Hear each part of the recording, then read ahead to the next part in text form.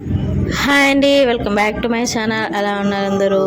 ఈరోజు అయితే నేను క్లీనింగ్ అనేది చేయాలనుకుంటున్నాను. డీప్ క్లీన్ అయితే కాదు, పైనే అంటే డీప్ క్లీన్ మేము మా హస్బెండ్ మాల వేశారనమాట. అప్పుడైతే చేసేసాము, మొత్తం సామాన్లు అవి కడుక్కునేసాము. ఇప్పుడు ఇంకా ఊరికేనే గుడ్డ తీసుకొని అలా తుడిచి పెడుతున్నాను. అంటే కొంచెం డస్ట్ అవే ఉంటుందేమో అని. క్లీన్ చేసి 1 మంతే అవుతుంది, అందుకని ఇప్పుడు ఊరికే అలా క్లీన్ చేస్తున్నాను అనమాట. సంక్రాంతి వస్తుంది కదా, నీట్గా ఉండాలని.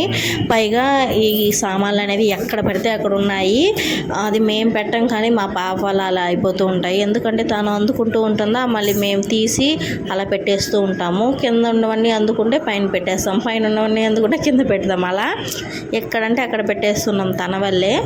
ఇంకా అందుకోసమని క్లీన్ చేసుకుంటున్నాను. నేను క్లీన్ చేస్తాను 1 or 2 డేసే నీట్గా ఉంటుంది అంతే. మళ్ళీ యథాప్రకారం యథారామ తథాప్రభ అంటారు కదా, అలా అయిపోతుందనమాట. ఇంకేం చేయలేం. చిన్నపిల్లలు ఉన్నప్పుడు వాళ్ళు పెద్ద అయిపోతే ఇంకా అప్పుడు మనం ఇల్లు నీట్గా ఉంచుకోవాలన్నా క్లీన్ చేసుకోవాలన్నా పెద్ద అయిన తర్వాతనే. చిన్నపిల్లలప్పుడు ఎంత నీట్గా ఉంచుకోవాలని ట్రై చేసినా కానీ ఉండదండి.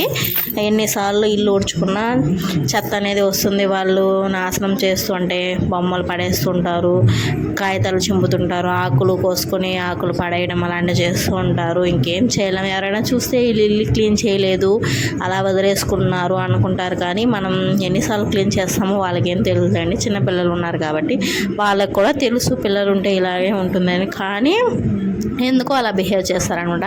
వాళ్ళు పిల్లల్ని కనుంటారు, వాళ్ళని పెంచుంటారు, కానీ వాళ్ళకి ఆ టైంలో వేరే వాళ్ళని చూస్తే మాత్రం కామెంట్ చేయడం మాత్రమే తెలుస్తుంది అంతే. ఇంకా మీ జనాల మైండ్ సెట్ని ఎవరు మార్చలేము, ఇంకా అంతే, తప్పదు. ఎవరి ఇల్లు వాళ్ళకి గొప్ప. ఎంత నీట్గా పెట్టుకోవాలన్నా పెట్టుకోకపోవడం అనేది ఎవరి చేతుల్లో ఉంటుంది అంతే. పక్కన వాళ్ళు మనకి హెల్ప్ చేయరు, మనం వాళ్ళకి హెల్ప్ చేయము. ఎవరికి వాళ్ళు హెల్ప్ చేసుకోవాలి, ఎవరి పనులు వాళ్ళు చూసుకోవాలి. నేను 2 పిల్లల్ని చూసుకోవాలండి. 2 చిన్నపిల్లలే. 5 months పాప, 2 years పాప. అంటే చూడండి, 2 years పాప ఎంత అల్లరి చేస్తుందో. ఏమో మిగతా పిల్లల సంగతి నాకు తెలియదు, కానీ మా పాప అయితే ఫుల్ అల్లరి చేస్తుంది. చెప్పిన మాట వినదు, చెయ్యొద్దనే పనే చేస్తుంది. ఇంక తన ఎక్కువ ఎన్ని బొమ్మలు ఉన్నా సరే తను గిన్నెలతో గంటెలతో వీటితోనే ఆడుకుంటుంది, కానీ తన బొమ్మలతో అయితే ఆడుకోదు. ఇంకా ఏం చేయలేము. పిల్లలు ఇంక తిడితే కొట్టినా ఏడ్ చేస్తుంది, అందుకని తన ఇష్టానికి వదిలేస్తామన్నమాట. ఇంకా ఒకసారి ఏం జరిగిందంటే తను గిన్నెలతో ఆడుకుంటూ ఉందన్నమాట. జస్ట్ 5 secondsలోనే అంతా జరిగిపోయింది. అదేంటంటే తను గిన్నెలతో ఆడుకుంటూ ఉంది. నేనేం చెప్పానంటే అది అంటే గిన్నెలు సామాన్లు తోమి వేసుకుంటాం బుట్టలాగా, దాంట్లో వేసేసి రామ్మా అని చెప్పాను. తను అలా వేసేసి బయటకు వచ్చేటప్పటికి తన చెయ్యి కోసుకొని ఫుల్ బ్లడ్ అనమాట. నాకు టెన్షన్ వచ్చేసింది, షివరింగ్ వచ్చేసిన. ఆ బ్లడ్ వచ్చినప్పుడు ఏం చేయాలో అర్థం కాలేదు. అలా జరిగింది. అప్పటి నుంచి కొంచెం జాగ్రత్తగానే ఉన్నాం. ఎంత జాగ్రత్తగా ఉన్నా తను పడ్డం అలాంటివి జరుగుతూనే ఉంది. ఇంకా వంట రూమ్ అంతా క్లీన్ అయిపోయింది. బయట వచ్చాను, అంతా ఊడ్చుకొని ఇంకా బయట వచ్చి మొత్తం మాకు కొంచెం ప్లేస్లో చెట్లు అనేవి ఉందన్నమాట. మాకు ఎక్కువ ప్లేస్ లేదు ఇంటికి. మొత్తం చుట్టూ ఇల్లు కొంచెం గార వేసుకున్నాము. మట్టి అనేది కూడా లేదనమాట.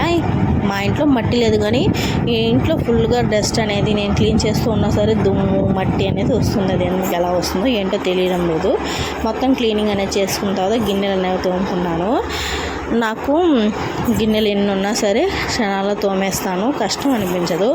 ఒక్కొక్కసారి బద్ధకం వేసినప్పుడు మాత్రం ఎలాంటి పని చేయను. ఒంట్లో ఇంట్రెస్ట్ ఉంటే ఎంత పనైనా చేస్తాను. నేను వద్దన్నా కానీ చేసుకుంటూనే ఉంటాను. మళ్ళీ అదంతా క్లీన్ చేసుకొని కడుక్కున్న తర్వాత బట్టలు కూడా మర్చుకున్నానండి. మా పిల్లల బట్టలు కానీ మా ఆయన బట్టలు కానీ ఎన్నిసార్లు మడత పెట్టినా సరే 1 వారం 2 వారాలు నీట్గా ఉంటాయి అంతే. మళ్ళీ యథావిధిగా చల్లా చెదురుగా ఉండిపోతాయి. నాకేం పని లేదు కదా, అందుకని మర్చుకుంటూ ఉంటాను. నాకేం పని లేదని నేను అనడం లేదండి, కొందరు ఫీలింగ్ అంతే. ఇంకేం చేయలేము. ఇక్కడ వంట రూమ్లో మేము కొంచెం బ్లాక్ కలర్ టైప్లో టైల్స్ వేసున్నామన్నమాట. ఇక్కడ సింక్ ఏరియాలో ఏంటంటే నేను గిన్నెలన్నీ తోముకునేసిన తర్వాత స్క్రబ్బర్ పెట్టి నీట్గా సోప్ వేసి నా బలమంతా ఉపయోగించి మరి రుద్ది కడుగుతాను. కడిగేసిన తర్వాత ఏంటంటే ఇలా తెల్లగా అయిపోతుంది. అసలు ఎందుకు ఇలా అవుతుంది, ఏంటి కారణం నాకు అయితే అసలు అర్థం కావడం. నేను చాలా వీడియోస్ చూశాను, అది ఎలా పోతుందని. ఇసుకతో ట్రై చేయమన్నారు, అది కూడా ట్రై చేశాను, అస్సలు పోలేదు. మీకు ఎవరికైనా పర్ఫెక్ట్ సొల్యూషన్ తెలిస్తే నాకైతే కామెంట్ చేయండి. నా వీడియో కనుక మీకు నచ్చినట్లయితే ప్లీజ్ లైక్ చేసుకోండి, అలాగే నా ఛానల్ తప్పకుండా సబ్స్క్రైబ్ అయితే చేసుకోండి, ఫుల్గా వాచ్ చేయండి. Thank you for watching. Bye.